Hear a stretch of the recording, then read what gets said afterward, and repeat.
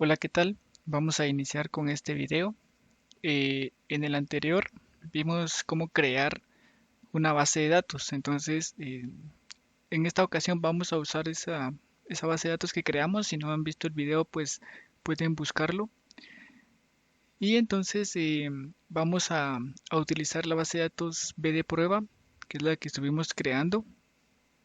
Y si nos damos cuenta, pues también vamos a utilizar MySQL Workbench. Vamos a crear una tabla con diferentes campos para que podamos notar cómo se realiza y también la estructura de la misma. Vamos a empezar utilizando el comando use bd prueba para que podamos decirle a nuestro Workbench que esa base de datos es la que vamos a utilizar. Si nos damos cuenta, en la parte izquierda nos aparecen todas las bases de datos que nosotros tenemos. Cuando nosotros ejecutamos use y el nombre de la base de datos que queremos utilizar, automáticamente se nos coloca como en negrita, el tipo de letra en negrita, y nos extiende todas las propiedades. Lo voy a ejecutar. Vemos que ya está en una forma en negrita y ya aparecen las tablas, las funciones, las vistas y los procedimientos almacenados.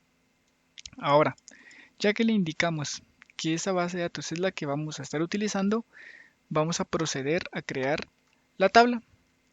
Lo siguiente que vamos a realizar es, utilizando el comando ddl, que es create, luego escribimos table, crear una tabla, y a continuación vamos a colocar el nombre de la tabla. En este caso voy a colocarle producto. Abrimos y cerramos paréntesis, punto y coma, y en medio de los paréntesis es donde nosotros vamos a colocar los campos. Cada campo que nosotros vamos a utilizar o los atributos de producto, nosotros vamos a escribirlo dentro de los paréntesis. Vamos a utilizar el primero. Ustedes recuerdan que toda tabla o toda entidad debe de llevar una clave primaria. Entonces voy a colocarle ID, voy a decirle que sea de tipo entero y voy a escribir lo siguiente, unsigned. ¿Qué quiere decir unsigned? Lo que quiere decir es de que este ID no va a aceptar, a pesar de que sea un número entero. Podemos buscar los tipos de datos. Este entero acepta rangos grandes. Cuando le colocamos un signed, quiere decir que no va a aceptar números negativos. Únicamente va a empezar del 1 en adelante. Y ahora vamos a escribir que sea autoincremental. Es decir, que cada vez que nosotros ingresemos un registro va a ir aumentando automáticamente. Escribo auto increment. Vemos que se coloca como de un color azul. Y ahora le decimos que no acepte nulos. Not null. Es decir, que siempre debe ir, eh, siempre se debe de llenar. No acepta nulos. Si en dado caso nosotros dejamos vacío ese campo, nos va a mostrar un error. Coma. Y ahora vamos a colocar el nombre del producto. Vamos a colocar nombre. Y voy a colocar que sea un varchar. Voy a colocarle de 50. Nombre tipo varchar. Voy a colocar que también sea not null, o sea que no acepte nulos. Siempre debemos escribir en ese campo. En este caso no escribo auto increment porque esa propiedad únicamente es aceptado por tipos de datos numéricos. Voy a colocarle ahora el precio. El precio puede ser con decimal o sin decimal. En este caso, pues para dejar ambas opciones voy a colocarle que sea decimal. Entonces coloco decimal. El primer número que voy a colocar es el entero, coma.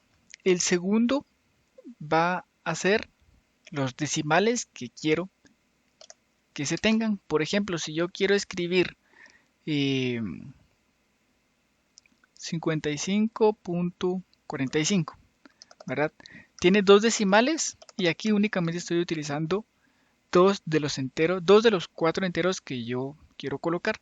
Si quieren, dejémoslo como 3 y así va a aceptar, por ejemplo, 550.45, 3 enteros y 2 decimales.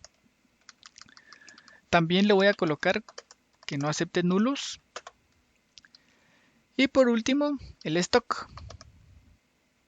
Voy a colocarle cantidad en este caso. En este sí le voy a poner que sea un entero. ¿Por qué? Porque no podemos colocarle, por ejemplo, 2.5 computadoras o 2.5 cuadernos, ¿verdad? No se puede realizar. Tiene que ser entero. Y también not null. Y por último voy a colocarle el estado. Voy a colocarle un estado. Y este nos va a servir por si en dado caso vamos a darle de baja a ese producto. Si ya no tenemos, únicamente le vamos a colocar en estado 0. Y si todavía manejamos ese producto, pues lo dejamos con estado 1. Voy a colocarle tipo booleano, bool, ¿verdad? Solamente acepta verdadero o falso, 0 o 1. Y cada vez que nosotros ingresemos nuestro producto, si nosotros estamos ingresando un producto es porque sí lo estamos manejando. Entonces, por defecto, vean, defaults, vamos a colocarle el estado 1. Cada vez que se inserte un registro, se inserta con el estado 1.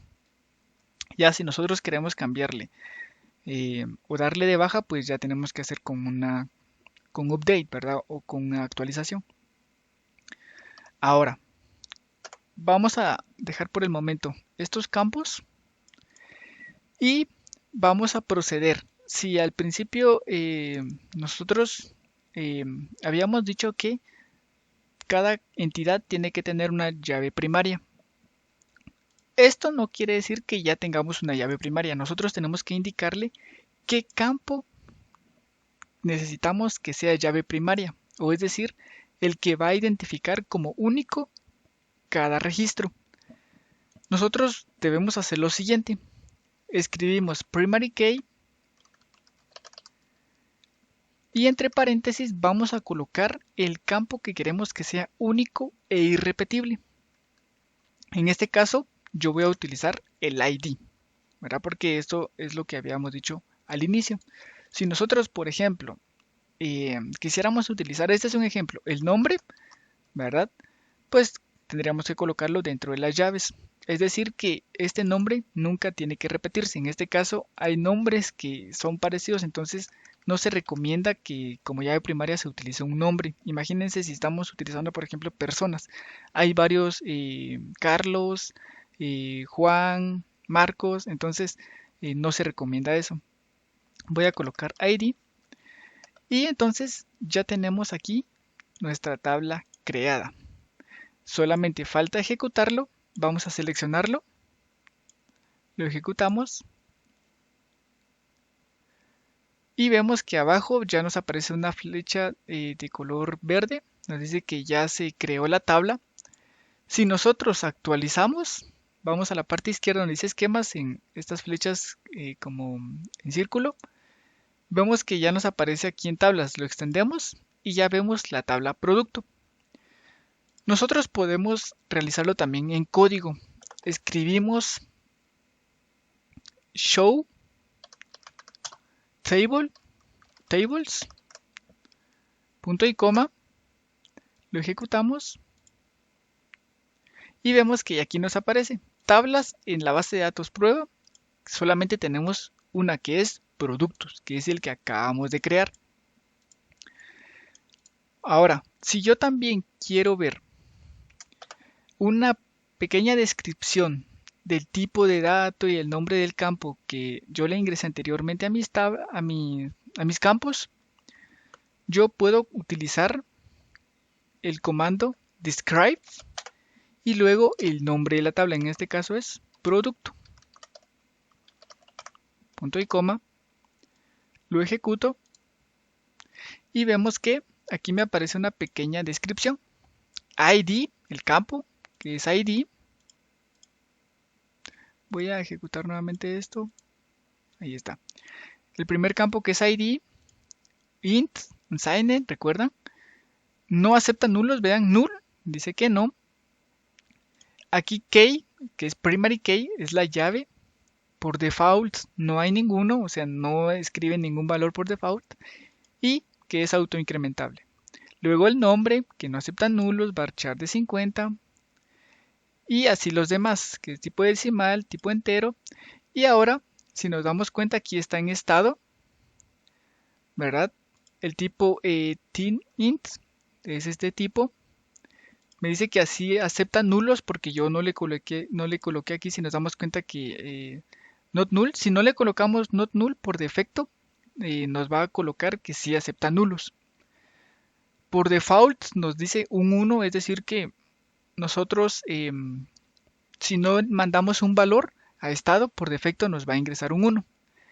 Y extra pues no tiene. Entonces este es una pequeña descripción de los datos o del el tipo y el nombre del campo y en sí la tabla que nosotros acabamos de crear. Si nosotros queremos volver a ejecutar esta tabla, nos dice que no.